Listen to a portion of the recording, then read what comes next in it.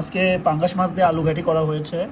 তো আজকে পাঙ্গাস মাছ দিয়ে আলু ঘাটি খাচ্ছি। এটা গরুর মাংস, তারপরে মুরগির মাংস দিয়ে খাই, বা বেসিক্যালি ডিম দিয়ে খাই, মাছ দিয়েও খাই, কিন্তু এটা হলো পাঙ্গাস মাছ দিয়ে আমি খাচ্ছি।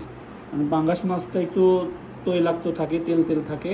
আর এটা কিন্তু মাছগুলো একদম হলো আপনার ওই যে একদম ঘেটে ফেলে দেয় ওই রকম না, মানে একদম আস্তে আস্তে মাছই আছে। কালারটা অনেক সুন্দর আসছে, অনেক ভালো। সাথে একটু লেবু নিছি, পেঁয়াজ, মরিচ আর সালাদ হিসেবে শসা।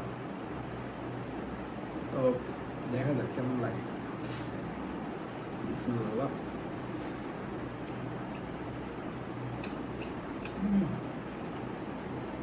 মজা হয়েছে।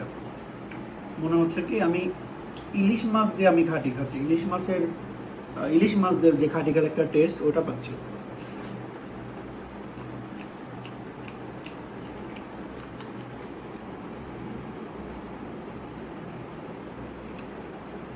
তেল, প্রচুর তেল। পাঙ্গাস মাছের অনেক মজা আছে।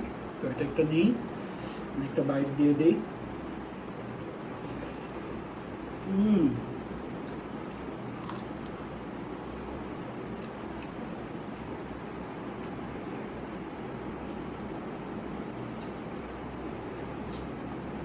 হুম,